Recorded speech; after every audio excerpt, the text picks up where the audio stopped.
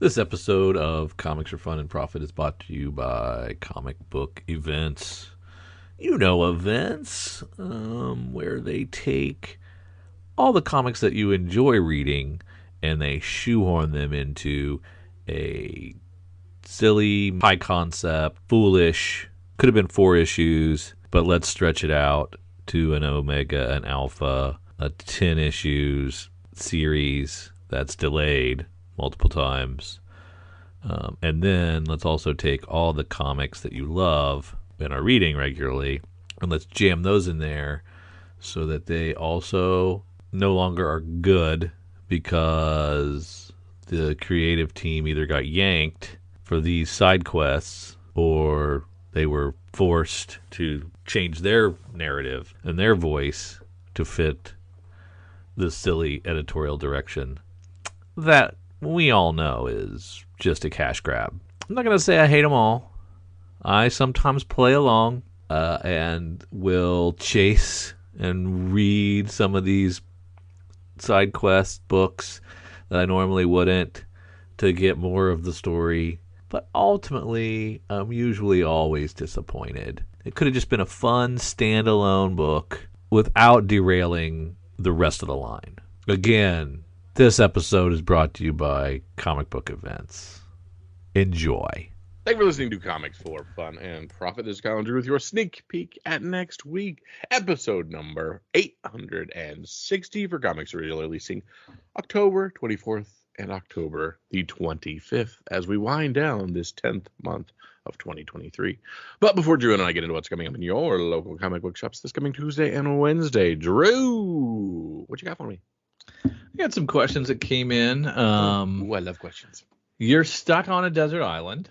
Okay. You're stranded. So no wife, no kids? No wife, no kids. I'm excited already. So you can only have comic books, Deal. video games, Deal. or Star Wars movies. Oh, it's an or? Give me video games. That's easy. That was the easiest question you've ever asked me.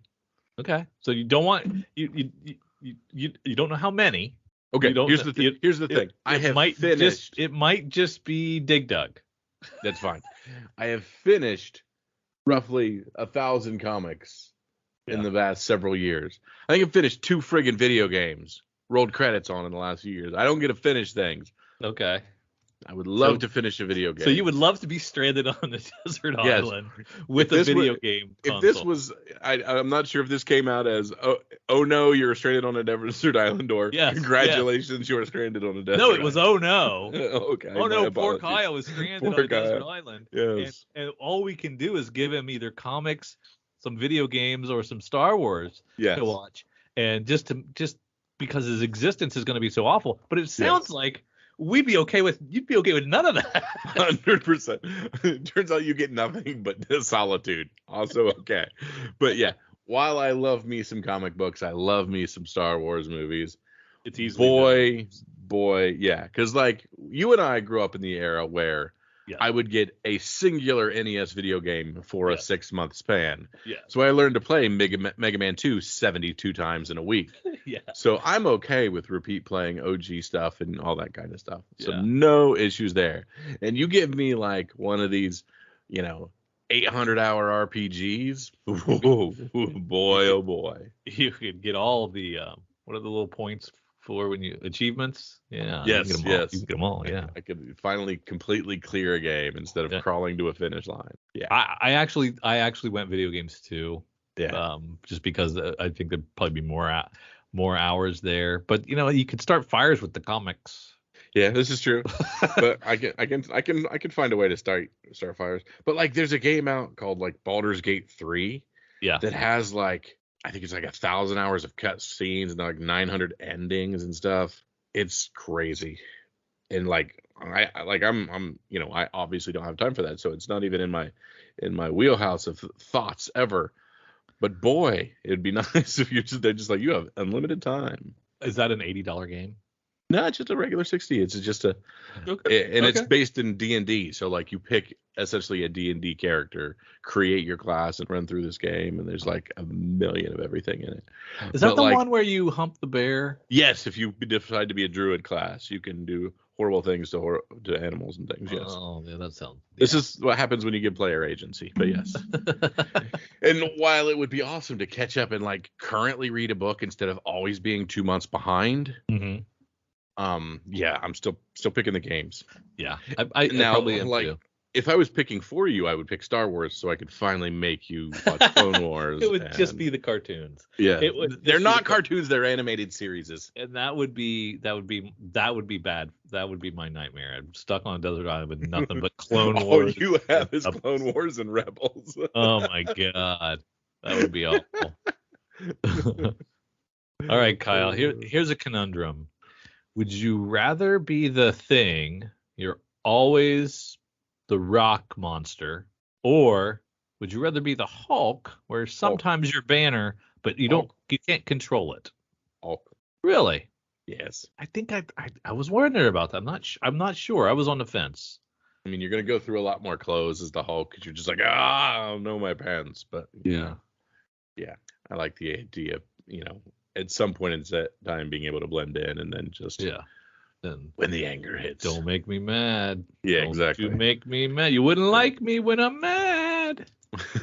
But I'm always freaked out by the Thing when he's just like at the beach as the Thing. And I'm just like, what? Yeah, just chilling.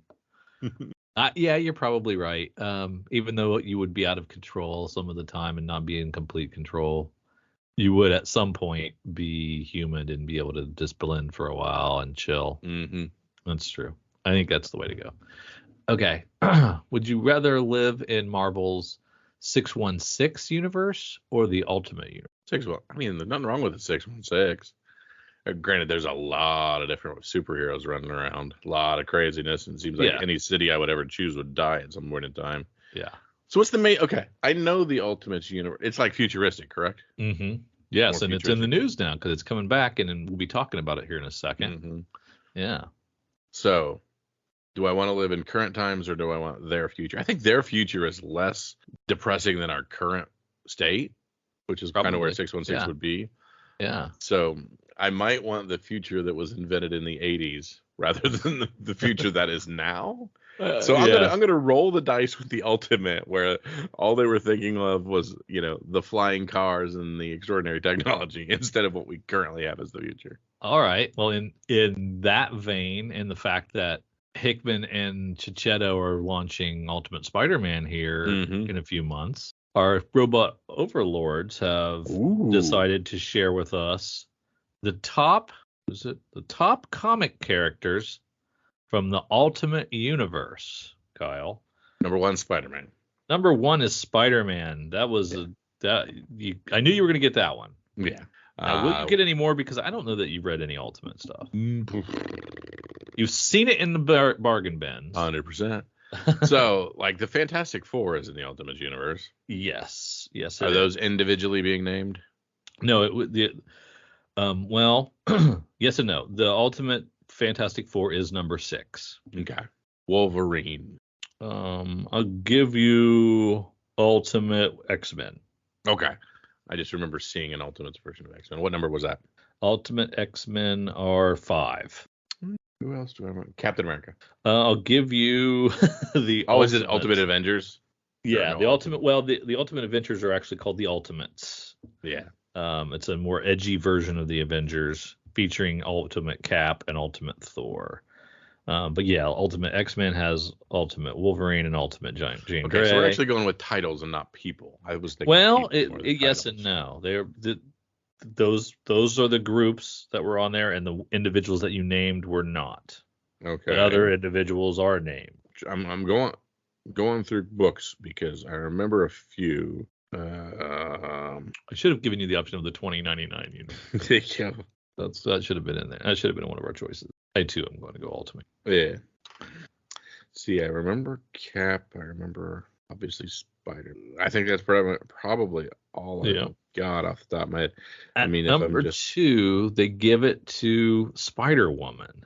Jessica Drew, a different version of Spider-Woman with unique powers and backstory compared to her 616 counterpart, which is a surprise it was number 2. At number 3, they say Ultimate Nick Fury, a reimagined version of the character. That was the one that I was going to say next if I had. Yeah. And that's the one that the cinematic Nick Fury is based on. Now, was Loki big in the Ultimate Universe? I don't know. I don't see him on here. You said Ultimate, the X-Men event. Okay, the Maker is number 7. That's Reed Richards. So in the Ultimate Universe, there's a twisted version of Reed Richards that is called the Maker. He becomes a major villain. Gotcha. Oh, the other one, Captain Marvel. That's the other one I remember from the Ultimate. And that's it. And that one's not on here. Okay.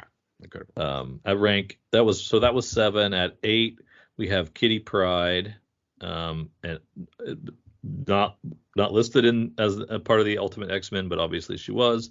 But then they bring her out as number 8 for some reason. Ultimate Green Goblin gets pulled out as number 9. Oh, geez, yeah. The villain for the Ultimate Spider-Man. And then rounding out the top 10 was the Ultimate Hawkeye, a grittier, skilled version of the character who's part of the Ultimates team. They also throw in Ultimate Black Widow, Ultimate Jessica Jones, a private investigator with superhuman strength, which I didn't know that one existed, and that's pretty cool. I might go back and chase that one down. 13 is Ultimate Iron Man, 14 is Ultimate Punisher, and 15 is Ultimate Galactus. Oh, cool. Kyle, I've got the solution to our dreary evenings. We can pop a little Magic Mind and get a little pick me up and still go to sleep, just enough to give us some clarity of mind, a little creativity, get the creative juices flowing, maybe give you 1 or 2 before the podcast, to really focus you in. What do you think of that? You fall asleep during one podcast, and all of a sudden that's your problem. But yeah, absolutely. The worst thing you want to do is, brew a pot of coffee at middle of the night right before a podcast. Yeah. Then you're up the entire evening. What you need is good, sustained energy, clarity of mind, not, a jolt of caffeine that hurts your body and all these things. Absolutely. And Magic Mind does all that stuff and has that, matcha. I want to talk about matcha, Drew. Okay. All right. The green vegetable matcha, that buzzword, that superfood. I didn't think I'd like matcha. I am starting to like matcha, and that's one of the big key ingredients here is that lovely green superfood that has the benefits of all the keeping you goings. Yeah. And it's cool stuff. It's pricey. Matcha is. But they stick it in this with some great other ingredients, all natural stuff. But you can get it through us with our code. So we want you to check out this Magic Mind Elixir. Check this out. It is go to magicmind.co/comicsfunprofit. And elixir really is the perfect word for it. It's a nice little elixir. It's very cool.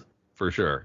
If you feel you want to try this out, go to magicmind.co/comicsfunprofit and use our code. You can get 20% off of an initial one-time purchase or up to 56% off of a subscription. So if this sounds good to you, go to magicmind.co/comicsfunprofit and use our code CFP.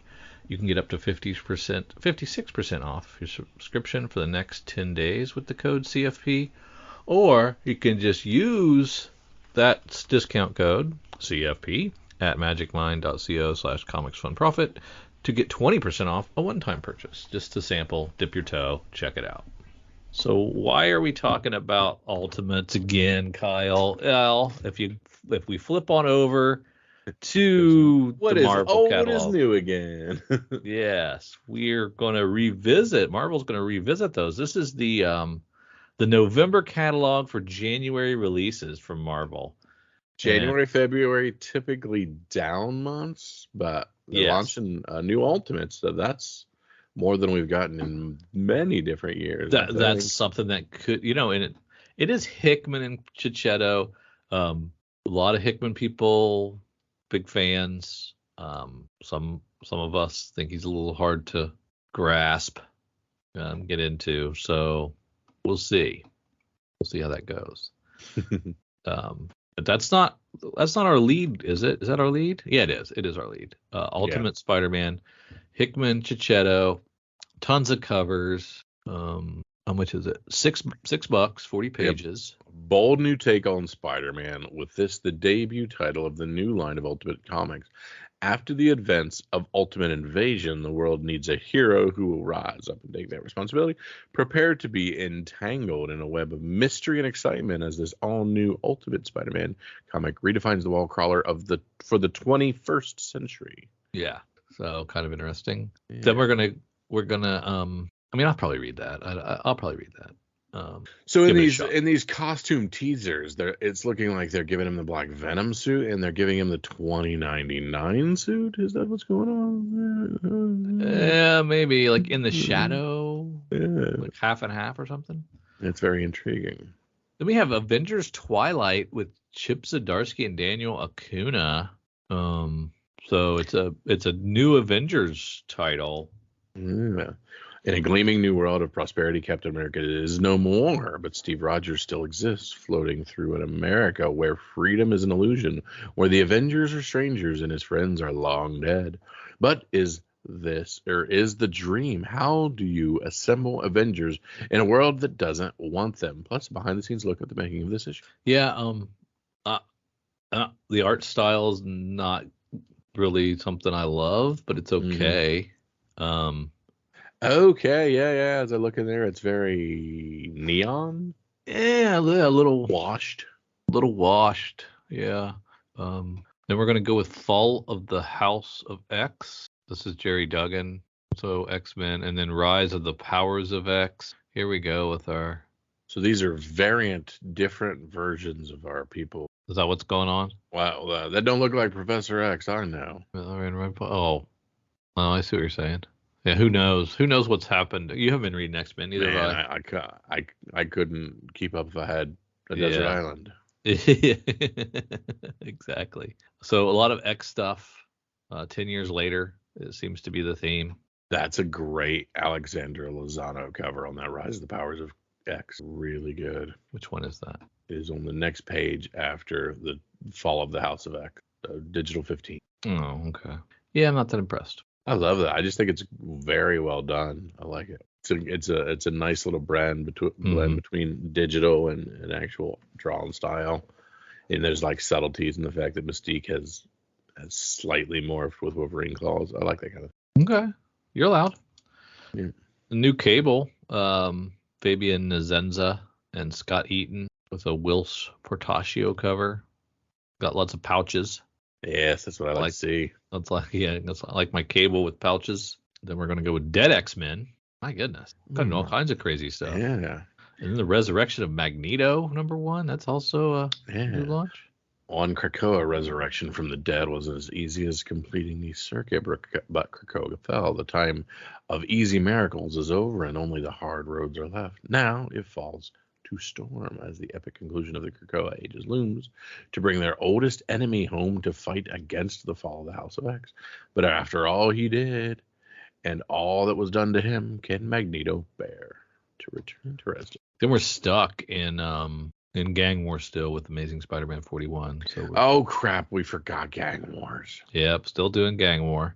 How many? Okay, 2 Amazing Spider-Man. Yeah, and then Luke Cage and Kung Fu are both Gang Wars. Daredevil's a Gang War. Spider-Woman is a Gang War.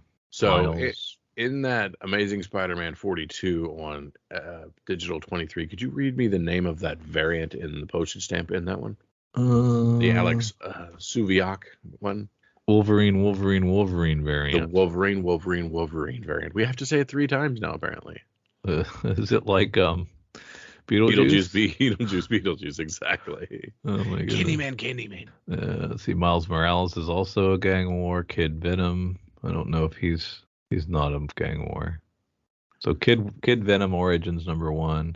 That seems interesting. For the first time collected in one issue, the full 4 parts of Kid Venom from Death of Venomverse. Very neat. Plus a glimpse of what the future holds for Kid Venom. Yeah, I didn't read that, so I don't know who Taigami is either. But he's doing the writing and the art and the cover. I guess when you only have one name, you have all that time to do everything. Yeah. Beware of the Planet of the Apes. This is an all-new series set in the original era, where the last series was set in current times. After the Mark Wahlberg movie, I think. Yeah. When they just started. Jackpot number 1, but it's Kangmore. Huh. Always bet on red. Drew, did you see what's after that? Oh my goodness. Power Pack Into the Storm number 1, and that is an homage cover to my OG 1980s cover. I friggin' love it. Okay, Kyle, remind me. What are their powers? Marvel retro pick. One's a fart cloud, and one slides with rainbows, and boy, I can't remember either. Yeah, you can't remember. Alex, Julie, Jack, and Katie Power are superhero siblings determined to do their part to protect the world despite their young age. The problem is that their parents don't want them to have powers and can't know that they do. But when their friend Franklin Richards has a phenomenon of a galactic threat hurling their way, the Power siblings will have to decide what kind of heroes they want to be and what they're willing to give up along the way. Original creators Simonson Brigman return to explore an exciting new adventure from the early days of the Power Pack. So this is a reboot. Yeah, so these are stories in between the stories that you've already read, because they've aged some of these kids up. Yeah. So they can't be that age now, so they'd have to be back then. All right, that's fine. But it's a 5-issue series. It's $4, so it's priced right. Yeah. It's short length. I'm in. Yeah. Just for nostalgia's sake. That's what they're banking on.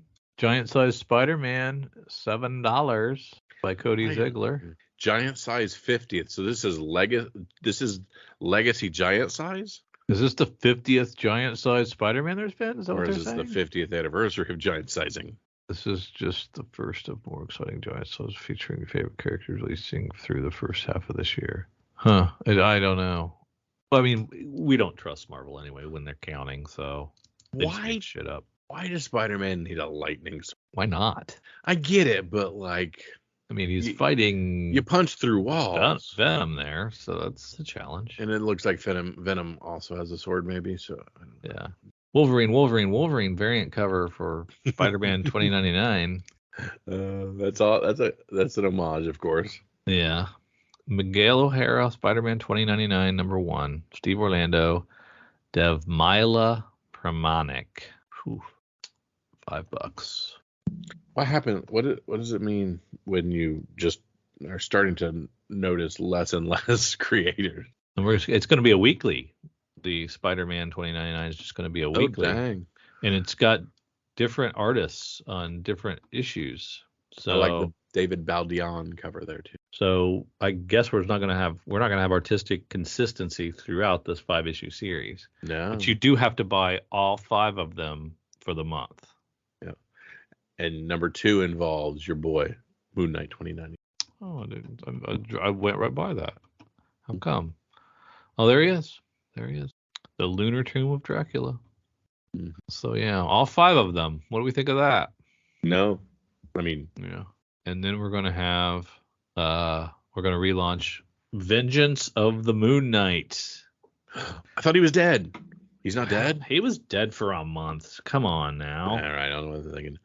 Dude, okay, so I found my favorite in a long time, Moon Knight cover. Yeah. Greg Capullo redoing the Batman cover with Moon Knight. Yes. He just turned a layer off in Photoshop. He literally just changed white to black and put a crescent moon in his hand. I love it. That's exactly what he did. Mm-hmm. Oh my God. You're not kidding anybody, Capullo. That being said, friggin' love it. You jacked hack. Anyway, so Moon Knight was gone for so long. We missed him so, and now he's back.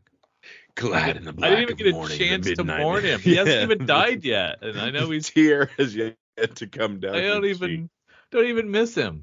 Oh, look, we've got a little Dazzler on Spider-Gwen Smash number 2. Gonna be doing a lot of Dazzler stuff in the future with the Taylor Swift cleavage stuff. Always that deep with Dazzler, or is this a new thing? This is a new thing. Probably. I bet you she sings country music now and dates football players. Here we go. My Carnage 3. Spider-Boy has changed. Wolverine variant is, of course, the 300 homage. Snicked. Yeah, that's kind of neat. Yeah. Sentry and Thunderbolts and Superior still going. I did enjoy that Superior one shot, by the way. It was pretty good. Okay, so you read the one shot, but not the issue 1 yet? I don't think it's out yet. No. Gotcha. I couldn't remember. Marvel Meow. Kyle, it's your love of cats. Oh, my love of cats. Marvel Meow makes its possum print debut from Now Fuji, who's doing art and writing. Did you see the Diwali cover? It's Lion King. Oh, look at that. There you go. It's adorable. $6. 50. You got 56 pages out of Marvel Meow. Dang, dude. Punisher number 3. Daredevil Black Armor number 3. Again, I have to stop and pause every week at Punisher and make fun of the stupid outfit and the stupid symbol. So instead of Taskmaster, we have Fearmaster. Oh, but they listen to you, Kyle. They listen to your incessant rants about the last logo we got change, rid of the Mandalorian of symbol. They got it was a so but we put a pause button in the middle of him and then made 3 of his pouches bright white and just called it a day. Well, hey, what if he had white nipples, a pause button, and 3 different colored pouches? That'll work. When you say, get that crap out of here and give me something else, that's what you get. I believe I was very specific in go back to the old one, not make it dumber. Well, they'll get there eventually, but they got to save face. Rawr. X-Men 30, Wolverine 41, Wolverine 42. Our facsimile is X-Men 4. Superheroes Secret Wars Battle World number 3. And a facsimile for 252. You are flying. There we go. I'm on page 56 of 140, Kyle. Yeah, I get why. I was like, oh my goodness, I'm behind. I gotta fly. And we're doing Secret Wars number 1 as a facsimile. That's cool. Dang. Voices Legend. I'm tired of these collected editions. Have we done Secret Wars 8 as a facsimile yet? Have you seen that one? I've not. That's got to be coming. Mm-hmm. Venom 29, the Eddie Brock Tour de Force. I mean, I've got stacks of Secret Wars number 1. I don't need that as a... True that, yo. Oh, look, She-Hulk. Let's put her in space. Okay, interesting. Well, yeah, Jack of Hearts has got that whole supernova situation going on. That's probably why he has to be in space. Captain America, Incredible Hulk 8, Immortal Thor, Blade 7, Daredevil 5, Capwolf, Silver Surfer Rebirth. I'm not reading any of these. Mm-mm. Invincible Iron Man, Guardians of the Galaxy. Black I like Panther. That they're sticking on these Guardians of the Galaxy. We're sticking Western. I like it. Yeah, it is kind of cool. Fantastic Four 15. I'm like 3 issues behind. What in the crazy cover is that? And 16. Yeah. That's Alex Ross there. They're both Alex. Oh, okay. Avengers Inc. Spine Tingling Spidey. No, we don't need that. Doctor Strange. Stopped reading that one. Man, I'm not reading any Marvel. Ooh, let's get to Star Wars. Alien, though. I've been reading Alien. Oh, Star Wars Thrawn Alliance. Thrawn Alliance is number 1. And did you see who's writing it? Yeah. Timothy Zahn. He's the novel guy, right? He's the novelist that has some of the amazing Thrawn books and the storylines. And the original reason I fell in love with Thrawn was the Timothy Zahn stuff. Okay. So that's amazing. I'm hoping his name isn't there just because they're taking from his sources and that he's actually involved with it. But it's not a mini. It's a continuation.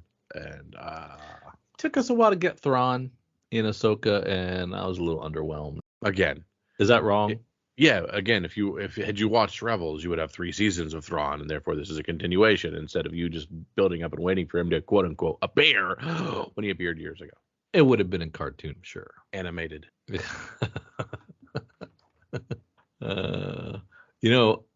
it's not. I'm not as biased against Star Wars cartoons. It's not great. I mean, I haven't watched the. You didn't watch? Did you watch Spider-Man Into the Spider-Verse? Spider-Verse? Yeah, I watched the first one. Oh, okay. Moving on. The first one. And I did watch Invincible's first season. I haven't been able to watch the Eve sequel, and I didn't get a chance to watch that. Gen V, wasn't that animated? I couldn't. That was like a The Boys sequel. Oh yes. So, yeah, it takes me a while to find the time for those for some reason. But I watched a lot of British Murder. I was just about to throw that out there. 80 hours of British Murder I'll watch, and I don't know why, but that I have time for. Star Wars High Republic Shadows of Starlight is in. Star Wars High Republic 3 in the third phase of that, with a very cool Hera variant. Obi-Wan 4, but again, this is just, it looks like retelling the Netflix series. Mandalorian Season 2, again, retelling the Netflix series. This is just dumb. Looks dumb. Look at poor R2. Got a big straw hat on. What's going on? That being said, it is a pretty cool cover, and they made there is a Stan Sakai variant, so that's amazing. Stan Sakai in Star Wars, yeah, that's yes. True. So he is Osagi Ojimbo written, with the red lightsaber, so that is worth its weight in gold. Okay, all right, well, you won me over. Yay! What's so great? We are 42 issues into Star Wars Bounty Hunters. Yes, right. And it was horrible from the beginning. Oh, you didn't like it?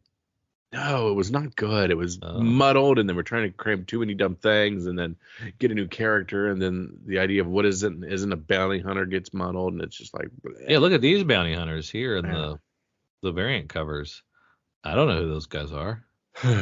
But the explosive end of the saga, so apparently that might be fading. The grand finale of the series. So yeah, this is the end of it. So I shouldn't have complained. I should just let it ride and not been that guy. Attention retailers, we've screwed up our solicits. They're in 16 different months, and months no longer matter. Moving on. Yep. Rom gets some omnibus and Micronauts. Yeah, both found in your quarter bins. But if you don't want to go looking at them in your quarter bins, you can get them. You can get them collected here for yourself. Gray collected editions. We call them gray. Which one was? What does that mean? They have these the Masterwork style that have that gray cover with the miniature version. So I got you. There's Garth Ennis Punisher Max. That's your old school Punisher, Kyle. Mm-hmm. That's the one to have. That's the one to have. Moon Knight Volume 5, The Last Days of Moon Knight. At least Marvel sticks all their collected editions at the end. It doesn't shoehorn a bunch of like their single issue comics after trades, which I think is smart. I'm going to double check and see if they don't make me out to be a liar. But I'm not through them all. So many trades and hardcovers and epics and God, I mean, how does a comic shop, let alone even a Marvel super fan, keep up? There is so much that, if you think you're going to want it, you got to pre-order it, you don't know if it's always going to be in print. So there's 140 pages of stuff here. You're going to have to sell some plasma, man, to be able to keep up with the output. There's so much. Oof. And it's a lot of pages, but okay, so it feels like the whole thing, except for a few of the universes, got kind of derailed for this whole death of X-Men deal and the relaunch of the Ultimates. It just feels like there's not as much going on. So here's the thing. Why are we relaunching the Ultimates with a single title? Well, I don't think we are. I think we're just relaunching this Ultimate Spider-Man, and for how long we don't know. Okay, so we aren't putting more universe. Well, I don't know. We're creating a new universe. So why are we creating a new universe and not going like, hey, let's do 3 different titles and really use this world up? You have to remind me. Didn't the Ultimate Universe implode or something? And then that's how we got Miles into this one, to say because everything else blew up, right? These are great questions. I can't quite remember now if they just destroyed the Ultimate Universe. So is this a retelling of something back in those days when, I don't know. I mean, is this Peter Parker Ultimate, or is this? It probably is, right? It's Peter Parker Ultimate. So, I believe so.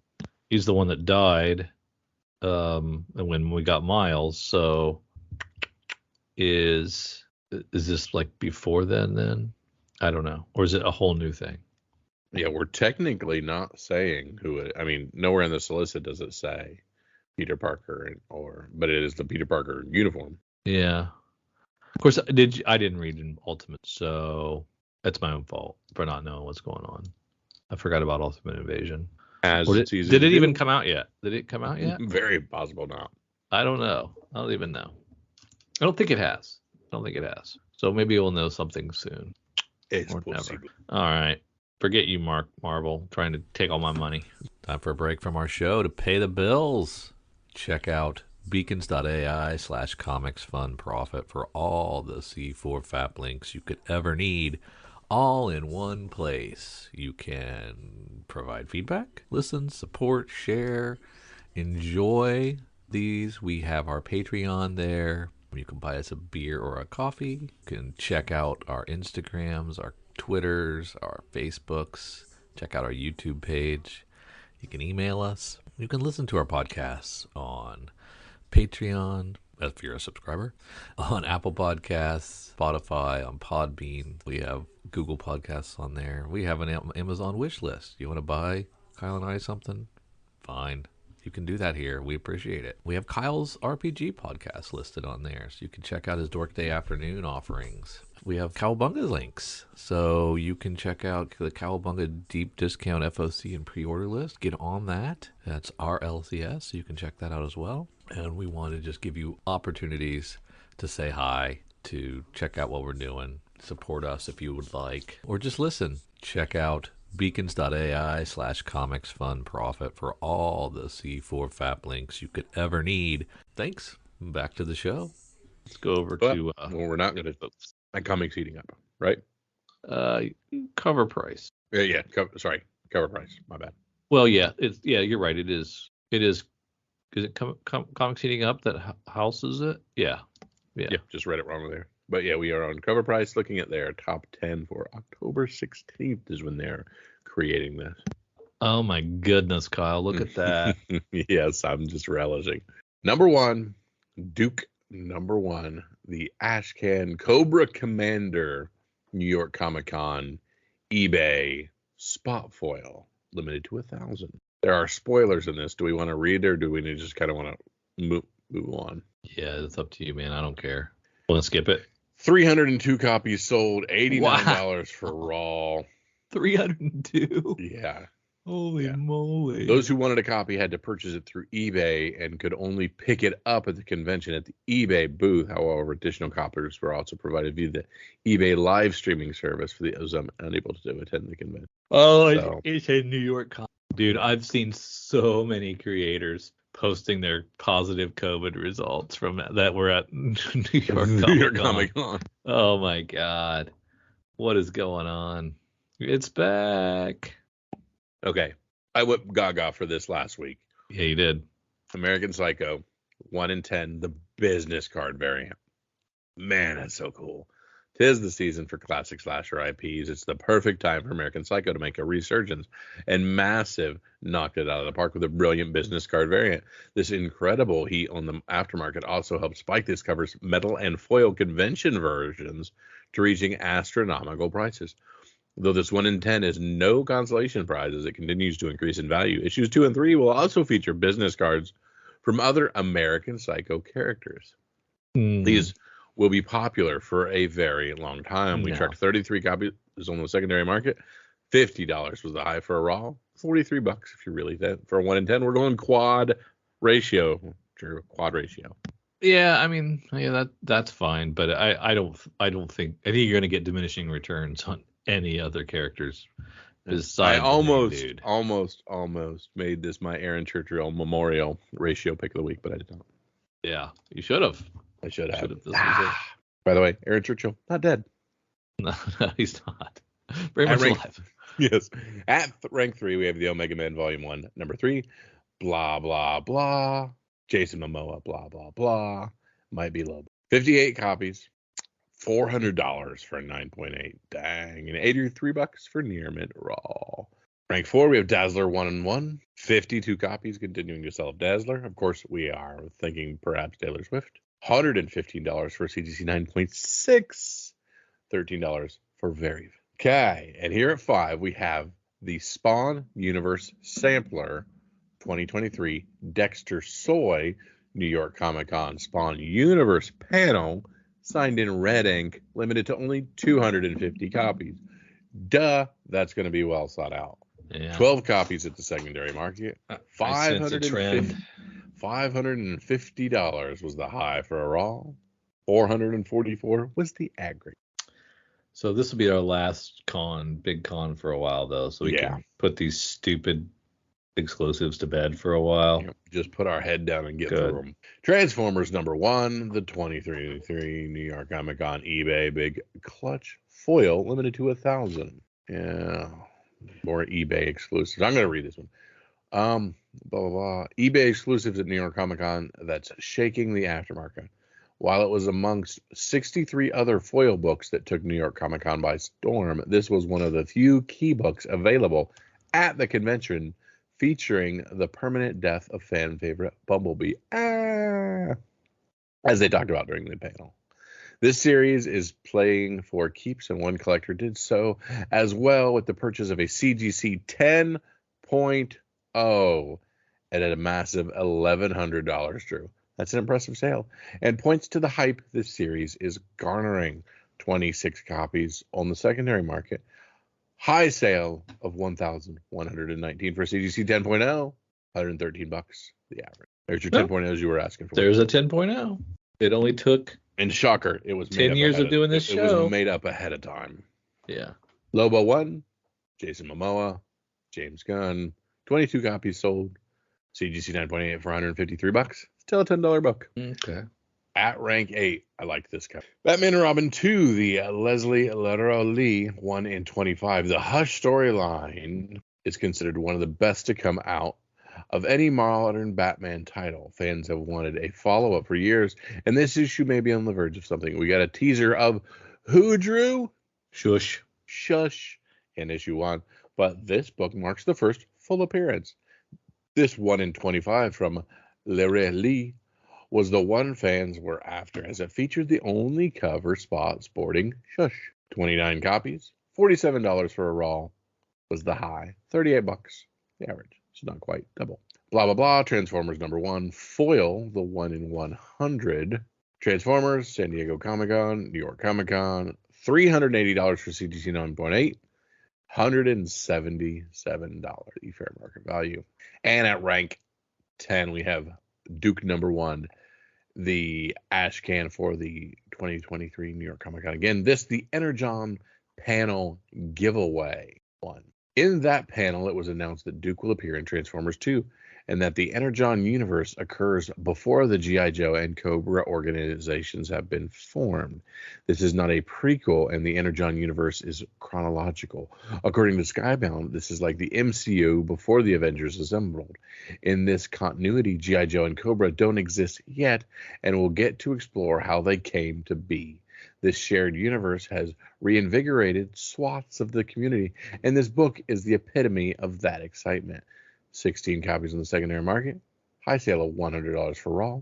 $87 if you're being careful. It's kind of interesting.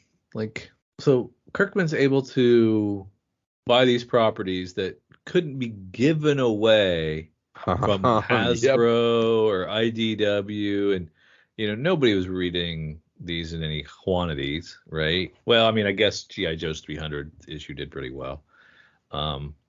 But for the most part, obviously, they weren't doing well enough to keep the license. And Kirkman's able to wave his magic wand.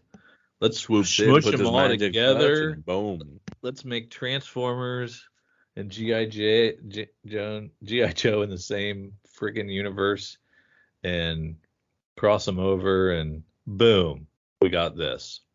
Wow, he's the man. He is good at what he does. At rank 11, we have Space Usagi, Yokai Hunter #1, the Chrissy Zulo, 1,000, limited to 1,000. 43 copies sold. High sale of $74 for a raw. It's not too shabby. We have the Department of Truth #1. Yet another reprint of the Department of Truth. This one is a bootleg edition, limited to 500.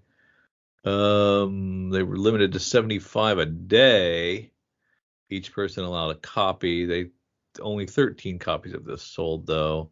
High sale of 250 for a raw, but the average near mints are around 135. At rank 13, we have Spawn #1, old school, normal comic that you could have bought on the rack, not at a freaking convention.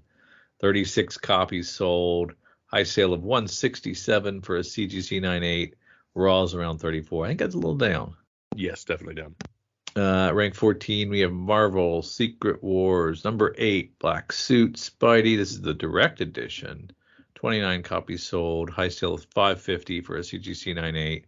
Raw's around 146. At rank 15, we have Batman 609, The Hush, first appearance. A high sale of 155 for a CGC 98. Raw's around $42. At rank 16, we have Wolverine 36, the Ryan Stegman regular. Helverine. And we have 21 copies of this one moving. High sale of $70 for a raw. Most of the time they're selling for around $22 though. At rank 17, they throw in Ultimate Fallout 4, the first Miles Morales. 20 more copies of this thing moved. High sale of $1,421 for a CGC 98. Also down. New PS5 video game, popping it back up a little bit, making interest. Okay, that makes sense. Venom Lethal Protector #1. I can't believe this thing is still moving. Comes in at rank 18. 21 more copies of this sold. High sale of 110 for a CGC 98. Raw's around $34. Rank 19, we have Godzilla #1. This is the first Toho Godzilla movie released in theaters since 2016. The film is being released as a tribute to the franchise's 70th anniversary. So people are excited about this first ongoing series for a while. 20 copies moved. High sale of $324 for CGC 98. Current Raws around $59. At rank 20, rounding out the top 20, the Uncanny X-Men #221, Mr. Sinister. So because of that, we sold 22 copies. High sale of $280 for a CGC 98, and Raw's around $66. All right, let's FOC this stuff. All right, of course, FOC is our final order cutoff. It's our last little bit to make sure we add a few things to our order so we don't have to chase them on the internet. It's awesome that even though Drew and I sometimes go a little quickly through our previews catalog, we get another bite at the apple for adding things to our order, which is awesome. Sometimes we get some extra final art. Sometimes we just get a little more excited about the series and decide to add them. Of course, we get a really cool Excel spreadsheet sent to us by our good friends at Cowabunga Comics that says, hey, we make it real easy to add these things right here. We'll give you prices and all kinds of fun stuff. So, of course, we follow down and we see if there's anything else that Drew and I have to have and can't live without. And we, of course, know you guys also can't live without them. We're heading over to Lunar Distribution. Start with our October 22nd items, primarily our DC. Yeah, Batman and Robin #3 has a lot of great covers. David Finch is awesome. Cale New is awesome. The McFarlane is awesome. Your action figure there again. Yeah, I think that's really cool. James Stokoe, I love that. I love that Stokoe. There's some weird stuff going on in Detective Comics. We got a lot of wolves and hooded snakes and kind of things. I like the Solomon Grundy wanted poster. That's pretty cool. I hope they're doing a whole series of those wanted posters. I can't remember if they are. They need to do that, yeah, for sure. It is the 1 in 25 reach, though. Gonna collect them all. Yeah, it's hard to do a whole set when they're ratioed. Yeah. Outsiders #1. It's a 12-issue series. Got some Dan Mora cover. Question gets an omnibus. Rumpus Room gets its 3rd issue. Speed Force #1. So that'll be kind of interesting. Because all the speedsters could be in that one. Anybody with the ability, I'm guessing. Yeah. This little piggy from Scout Comics looks gruesome. Yeah, that's creepy. I don't know Sean Gabarin. Yeah. We'll see. Wildcats, is that still an ongoing or is that finishing up? It must be still an ongoing. Still going. World's Finest Teen Titans is 5 of 6. It's getting close to the end. I guess we need to over to the 23rd for most of our Image titles. The Call has been really fun so far. 2 issues in. This is the 4th. So we have Dutch, the 0 issue. Okay. Joe Casey and Nathan Fox. The original Dutch is back. It's been 30 years since he served as the ultimate superhero soldier. Now his new life is shattered by an old enemy from the past. Will Dutch answer this newest call to action? And coming next year, the mayhem continues in an all-new Dutch #1. G.I. Joe 301. So nice. Yeah, it's cool. It's weird seeing the Image eye on it, but something epic. No homage covers for something epic. Oh. That I can pick up on. Perhaps when we flip over to the other one. Bjorn Barron's doing a variant for Spawn. Always stop by and check those.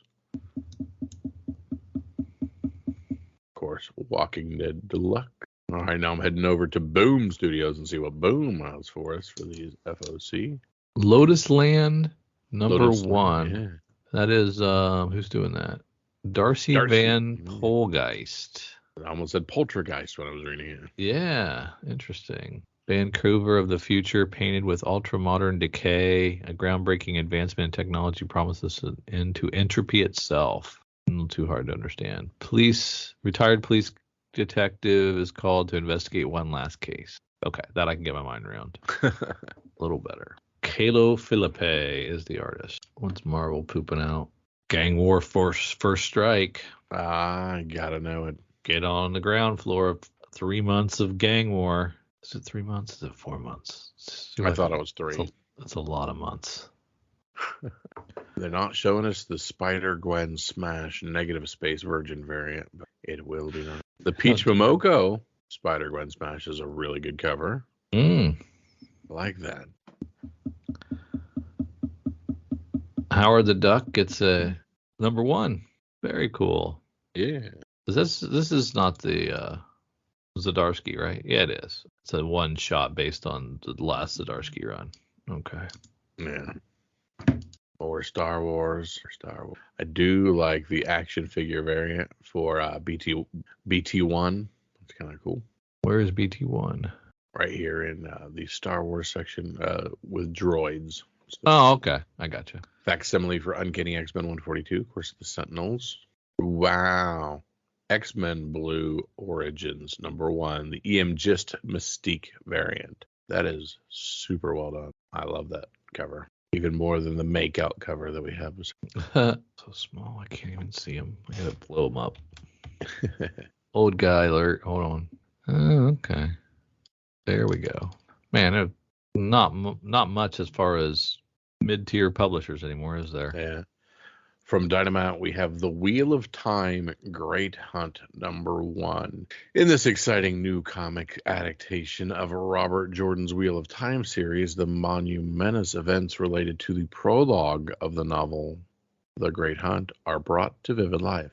Dive back into Jordan's captivating fantasy world and discover the fascinating events that set the stage for the adventures of Rand and his compatriots as they hunt down the Horn of Valak. I like the photo variant as well.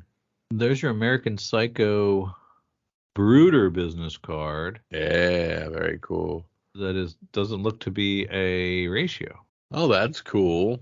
So this one's off-white, whereas the other one's yeah, they're going to be a slightly different white color. That's so cool. Nobody's going to know. I know. Okay. You can tell eggshell from bone from chartreuse or whatever. Chartreuse, yes, I can tell definitely from chartreuse.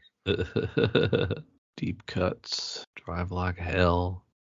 Fish Flies cover for that cover B, that Andrea Sorrentino, which is just kind of the bug outline. I love that cover. It's much better than the cover A. Yeah. Golly, another anniversary edition of I Kill Giants. Holy smokes. I'm gonna have to. Which one?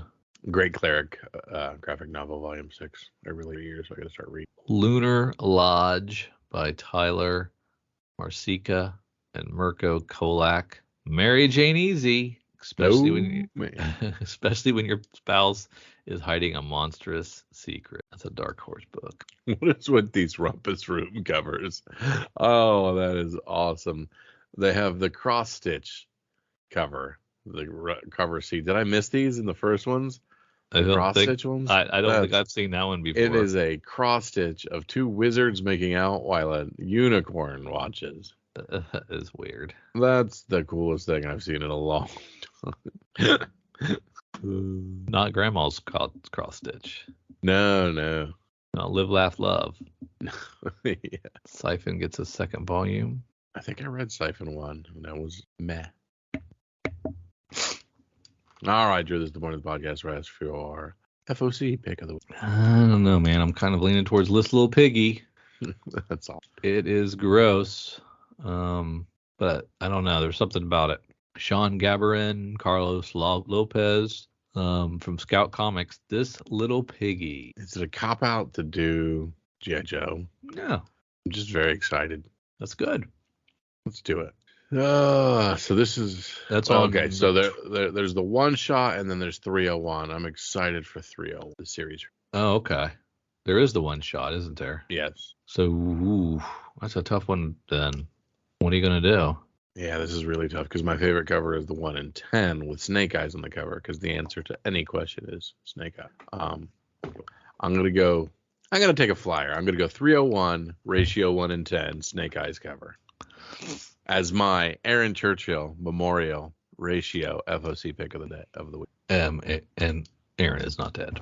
Not dead. But he did afford me permission to pick these ratios. Very much alive. Very much alive. All right, cool.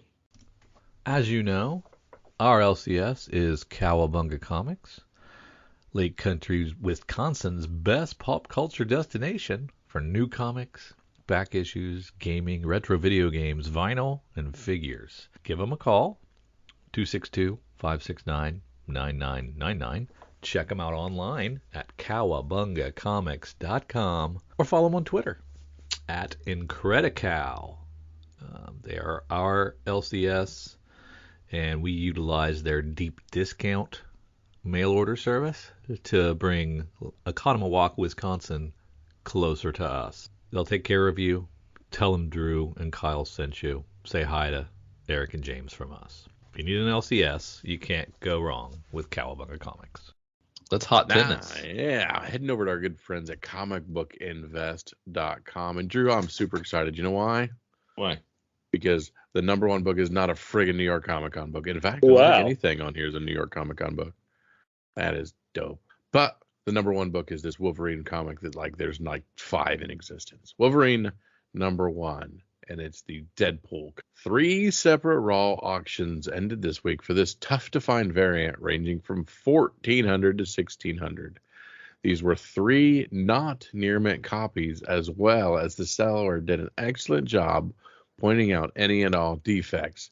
This variant was part of a seldom used program where Marvel requested 50 copies of specific titles to be returned to them, and they would give those retailers who participated 1 copy of this variant. What? Yeah. So dumb. At rank 2, American Psycho 1 in 10 ratio, the business card variant. Another 40 or more sales this week. Not only has this back on the top of the list, but moving up a spot. Average sales are around $40. And we had a high sale of $60. These were limited edition foil and metal variants for New York Comic Con, selling for a ton. I lied, this is New York Comic Con. But this 1 in 10 continues to sell for a solid price, even after we pointed out on last week's video that they were still available at the publisher site for $15. But yeah, we're not talking about the Comic Con ones. We're just talking about the At rank 3, we have Bloodstrike, #1 by our boy Rob Liefeld. I know you were wondering if this is a joke, but there were more than 50 sales this week, all following Liefeld making a proof of concept trailer as he wants to shop this property for a show or movie somewhere.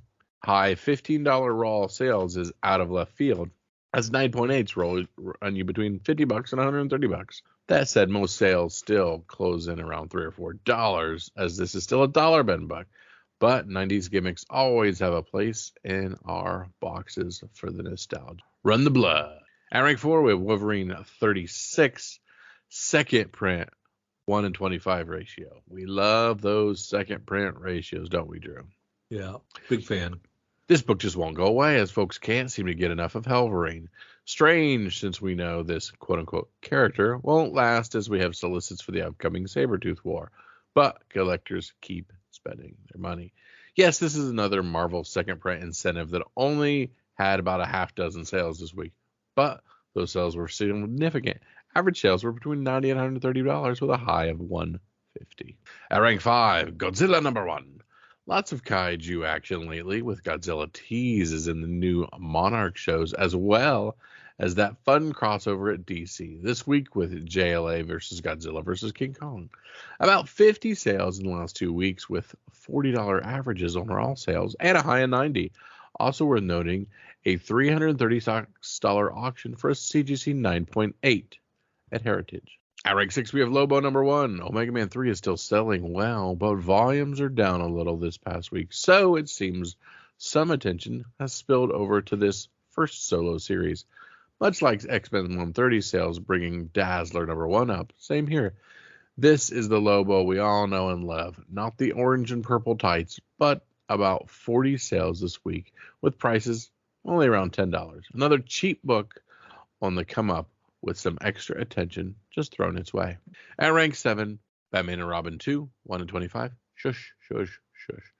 Back on the list, but slipping a couple spots. The volumes and prices saw slight increases this week. Another 25 and more sales since last week, with the price pushing up to $50, aka double ratio.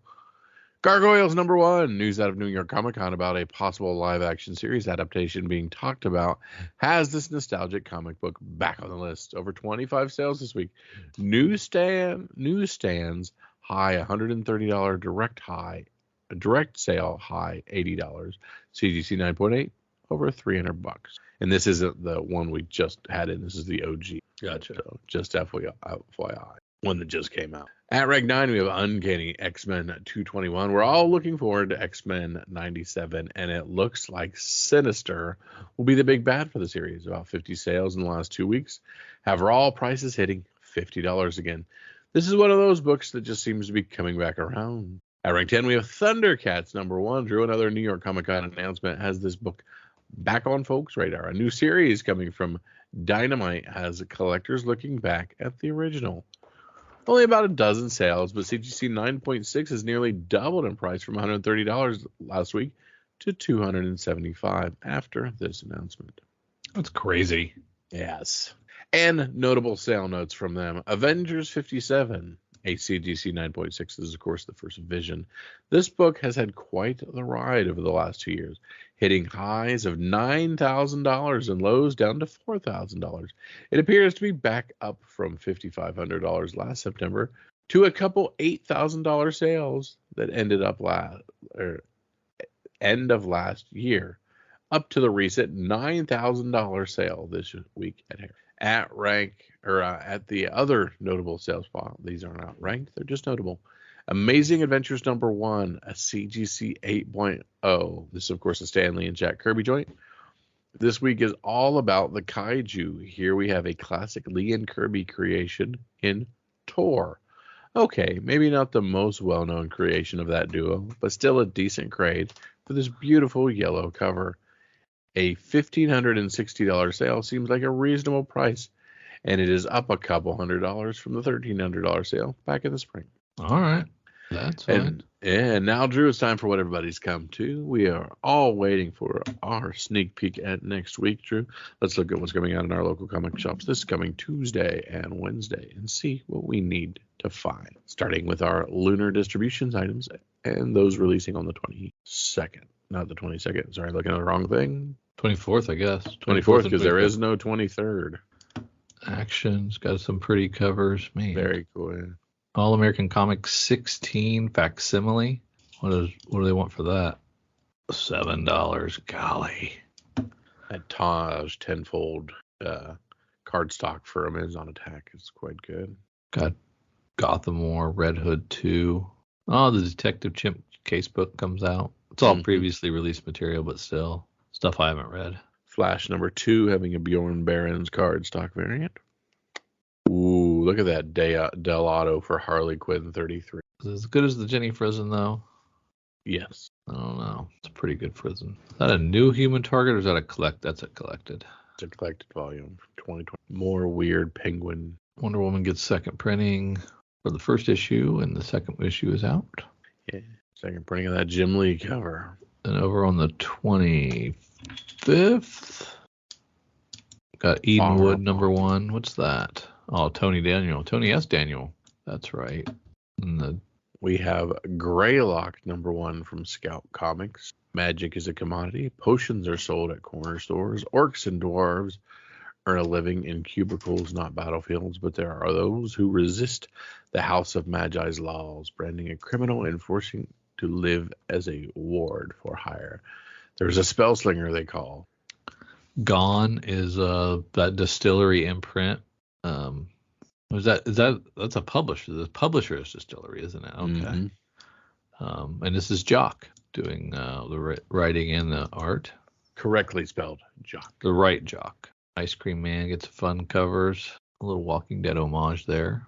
Yeah, I like the Walking Dead homage. Money Shot's still around. I can't believe that. There's Rumpus Room 2, Kyle, without any cross stitch. Ah, yep. So it looks like they have a little notebook drawing instead. Not as cool. Not as cool. Not as cool.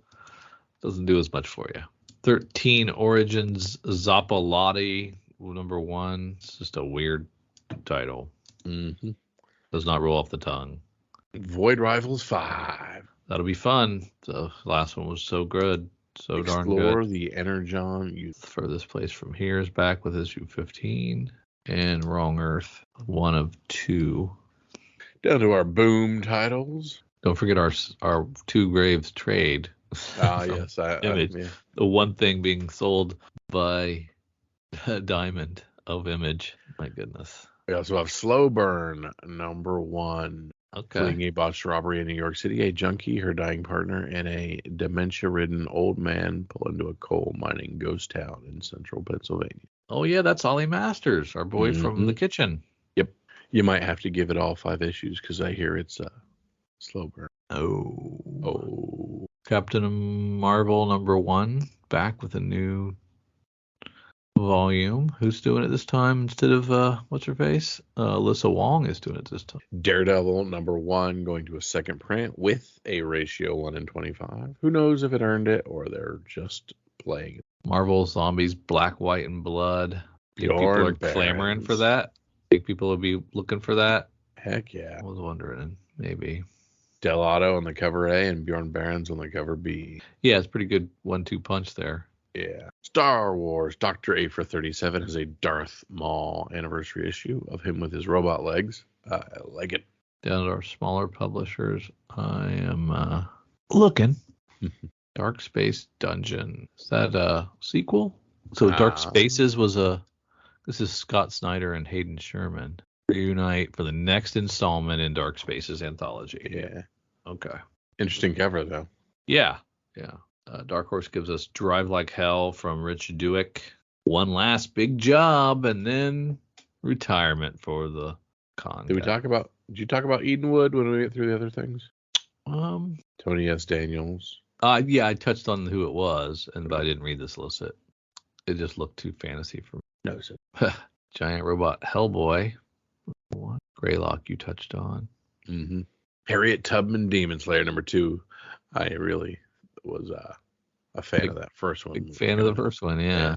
Howie the Hellhound number 1 from Scout Comics. Satan's favorite pet, a hellhound named Howie, escapes the pits of hell and settles down with a human owner, Lewis, in New York City. Newburn gets its 12th issue. That should be fun. Rebel Girls. Tales of Terror, a Halloween special from Zenoscope. The Outer Spacemen from American Mythology. This looks, it doesn't look great. I'm going to pass. But Ablaze is giving us the Prism by Matteo De Longus. 40 pages for First issue, only $4. Noise pollution is crushing life on Earth. The largest mega corporation on the planet finances a crazy project called the PRISM, Purifying Recording Interplanetary Space Mission, to combat the phenomenon, sending a musical supergroup into space to record an album that will produce sounds able to push back the threat known as SOTW, or Smoke on the Water, and save the planet. Cover D is an homage to what album, Drew? Let me look. Oh, that is Metallica, Ride the Lightning. Yes, indeed, sir. Yes. And then Ribbon Queen gets its 4th issue. It's up to an 8-issue series now. That's cool. The Witcher Wild Animals #2.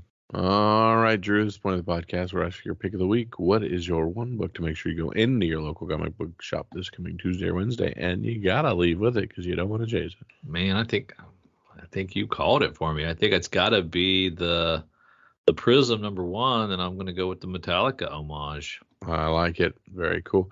I'm going to go with Scout Comics book, which I haven't gone with in a while, but I actually kind of like the idea on the Greylock. So I'm going to go with Greylock #1 from Scout Comics, and just the cover A by Adagoon Ilhans, between that and Edenwood. Yeah, that's a good one too. But we want to thank you for tracking along with Drew and myself as we went through all the things for this end of October, the last release week in October, as we head into our 2 big holiday months, Drew. So can't beat that.